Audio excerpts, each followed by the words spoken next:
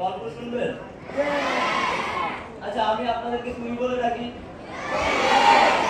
আপনারা আমার অনেক জুনিয়র, অনেক ছোট ছোটবেলা আমি যতটুকুই ছোট ছিলাম। এখানে খুব সম্ভবত ক্লাস 6 থেকে 10, রাইট? এখানে যারা সামনে বসে আছে আমি তাদের থেকে ছোট ছিলাম ক্লাস 6 এ যখন পড়ি। আমি কিন্তু এখন বেশি বড় হয়ে যাইনি। আপনারা যাদেরকে চেনেন, হাসনাত আব্দুল্লাহ, সার্জিস আলম, নাহিদ ইসলাম, আসিফ ভুঁইয়ান, তারপর রাফি, ওই চারজনের থেকে রাফি কিন্তু অনেক ছোট। ওনাদের বয়স খুব সম্ভবত 27, 28, 25 এর উপরে। আর আমার বয়স কেউ বলেন তো কত হইতে পারে? কত? আচ্ছা, কাছাকাছি, বাট নট 23।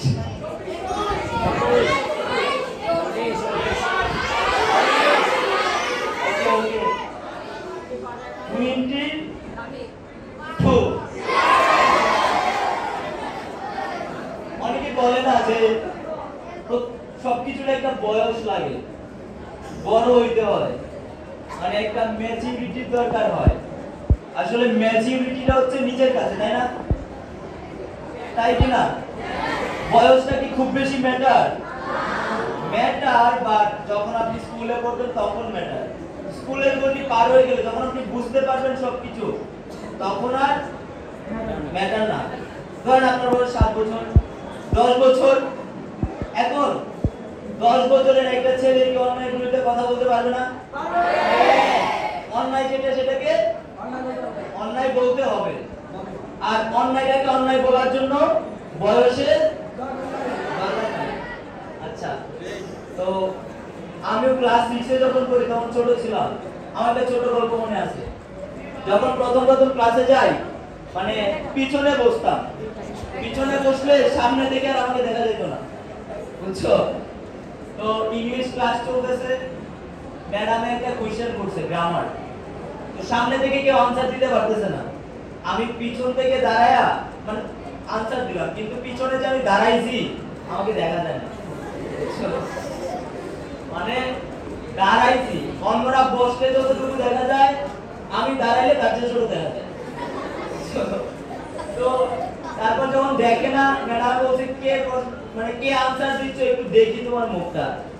তারপর আমার বন্ধুরা আমাকে কি করছে, বেঞ্চের উপর দাঁড় করাইছে, বুঝছো? তারপর বেঞ্চের উপর দাঁড়ায় থেকে আনসার দিছি। তো ছোট, মানে হাইট কম, ছোট, দেখতে কালো, এগুলো কি ম্যাটার করে? আমি তো দেখতে কালো, তাই না? কিন্তু আমাকে দেশের মানুষ চেনে না। কাজ, কোয়ালিটি কি ম্যাটার করে? Work and quality. যদি তোমার মাঝে ক্যাপাবিলিটি থাকে, তোমার মাঝে যদি সেই স্পিরিটটা থাকে, সেই স্পৃহা থাকে, সেই মানে গ্রহণযোগ্যতা থাকে, তোমার মাঝে যদি সেই বোল্ডনেস থাকে, তাহলে সবকিছুই সম্ভব। আমি ক্লাস 7 থেকে স্কাউট করি। এখানে যারা স্কাউটের আছে, আমি ক্লাস 7 থেকে স্কাউট করি। মানে ছোট থেকে একটা ব্যাপার ছিল যে মানে শিখতে হবে আমাকে। মানে অনেকেই বলে না যে হুট করে কিছু একটা হয়ে যায়, বা তোমরা যারা চেনো আমাকে একটা সিনারি দেখে চেনো না, এটা কিন্তু হুট করে হয় না। এইটার পেছনেও গল্প আছে, প্রত্যেকটা ঘটনার পেছনে গল্প থাকে। আর হুট করে হয় না কিছু, একটা প্র্যাকটিসের ভেতর দিয়ে আসতে হয় আমাদের সবাই। শিখতে হয় না? শিখতে তো হয় নাকি? ধরো আমি যদি না শিখতাম কথা বলা, আজকে আমি অনার্স সেকেন্ড ইয়ারে পড়ি, আমার ব্যাচে বা আমার সমবয়সী অনেক মানুষ আছে না? অনেক আছে না? লাখ লাখ। আমি কেন কথা বলতেছি? কথা বলাও শিখতে হয়। এখন আমাদের কথা বলাটা মানে সবাই তো কথা বলি, তাই না? বন্ধুদের সাথে কথা বলি, বান্ধবীদের সাথে কথা বলি, বলি না? বলি। কিন্তু পাবলিক প্লেসে কথা বলার একটা ব্যাপার আছে। যদি তোমার কথা কেউ না শুনে তুমি কথা বলবা, ধরো তোমরা যদি আমার কথা না শোনো, আমি বলবো? চলে যাব। তো তোমরা যেহেতু শুনতেছ, আমি বলতেছি, তো মানুষকে কথা শোনানোর জন্য সেই কথা বলাটা প্র্যাকটিস করতে হবে না? করতে হবে। আচ্ছা, এবার হচ্ছে জুলাইয়ের গল্পে আসি।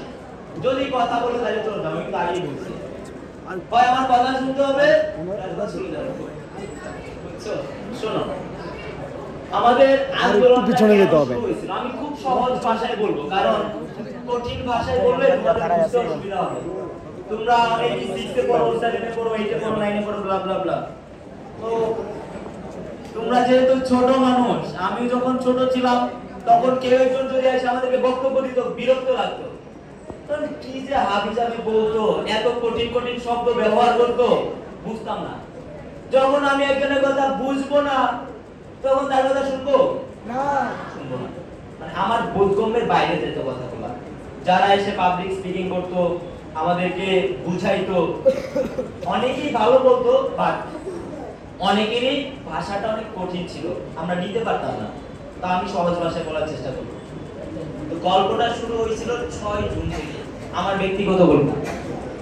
আর আমার আন্দোলনের শুরু হচ্ছে 2022 সাল থেকে। আমি যখন কলেজে পড়ি তখন আমাদের দেশে তো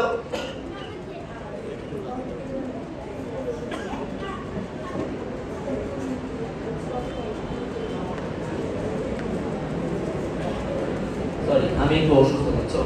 তো আমাদের দেশে তো প্রত্যেকটা সেক্টরই সমস্যা, তাই না? মানে তুমি স্টিল নাও এমন কোন সেক্টর আমাকে দেখাতে পারবে না যেই সেক্টরটাতে দুর্নীতি নাই। যদি কেউ দেখাইতে পারো যে এই সেক্টরটাতে দুর্নীতি নাই, তাহলে আমি তাকে কিছু একটা গিফট দিব, যদিও আমি ইনকাম করি না। পারবা কেউ? বলো বলো প্লিজ, কোন সেক্টরটাতে দুর্নীতি নাই?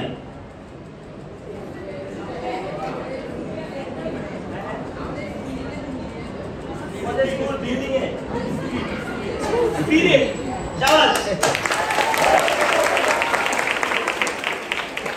শোনো, আমি হচ্ছে গ্রামের স্কুল থেকে পড়াশোনা করছি, বুঝছো? তোমরা কিন্তু আমার থেকে অনেক মেধাবী, কারণ তোমরা যে ফ্যাসিলিটিস গুলো পাচ্ছ, এইরকম অডিটোরিয়ামে বসে স্কুল লাইফে প্রোগ্রাম এনজয় করার সুযোগ আমি পাই নাই। তো সেই জায়গা থেকে তোমরা যেমন ফ্যাসিলিটি পাচ্ছ, তোমাদের দায়িত্ব আমার থেকে বেশি। তো এখানে খুব দারুণ একটা আনসার দিছে যে বাংলাদেশে কিন্তু আসলেই কোনো সেক্টর নাই যেটা দুর্নীতি নাই। সে বলতেছে আমাদের স্পিরিটে কোনো দুর্নীতি নাই।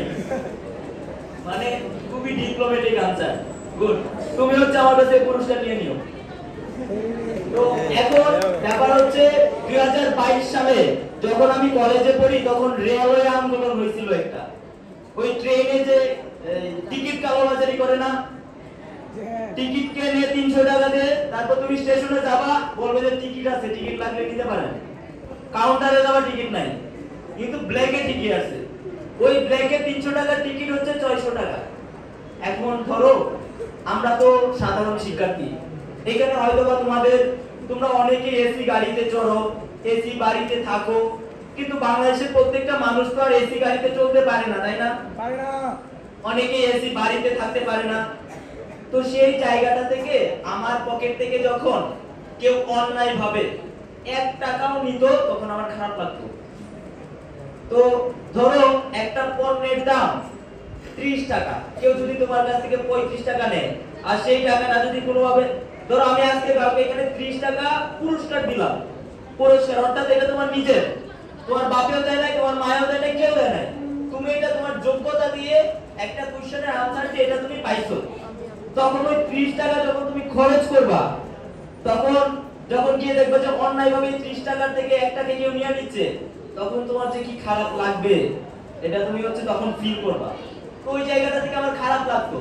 তো রেলওয়ে আন্দোলন হয়, তখন ওখানে আমি যুক্ত হই। আমার বাসা হচ্ছে মোহনগঞ্জে, নেত্রকোনা। আমি কিন্তু চিটাগংয়ের না, মানে তোমরা যেটা বলো বইঙ্গা, বুঝছো? আমি হচ্ছে বইঙ্গা। আমার বাসা হচ্ছে ময়মনসিংহ, নেত্রকোনায়। পড়াশোনা করি চট্টগ্রাম বিশ্ববিদ্যালয়ে। তো সেই জন্য আসলে চট্টগ্রামে আসা, এবং যেহেতু চট্টগ্রাম বিশ্ববিদ্যালয়ে পড়ি, এজন্য চট্টগ্রামে আন্দোলন করা।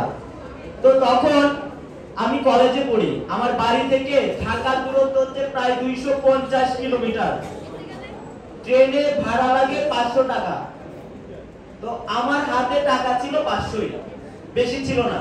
মানে শুধু যাওয়ার ভাড়াটা ছিল, যে আন্দোলনে গিয়ে আমি যুক্ত হব, কিন্তু আমি যে ব্যাক করব কিভাবে সেই চিন্তা ছিল না। এন্ড পকেটে টাকাও ছিল না। আমি চিন্তা করছি আমি যাবো, এই আন্দোলনটাতে আমার যুক্ত হওয়ার দরকার। আমি গেছি আন্দোলনে যুক্ত হয়েছি। তারপর আসার সময়টা ম্যানেজ হয়ে গেছে। তো তখন থেকেই আসলে আন্দোলনের সাথে একটা যাত্রা শুরু হয়। আর তখন থেকে অ্যাক্টিভিজম মানে হচ্ছে এই আন্দোলন, এগুলো একটা প্র্যাকটিসের ব্যাপার আছে। ধরো আমি যখন নাট্যকলায় পড়ি, কিন্তু আমার এসএসসি এন্ড এইচএসসি দুইটাই বিজ্ঞান থেকে ছিল। আমি এই যে তোমরা আজকে প্রজেক্ট বানাইছো না অনেকেই, প্রজেক্ট, বিজ্ঞান প্রজেক্ট,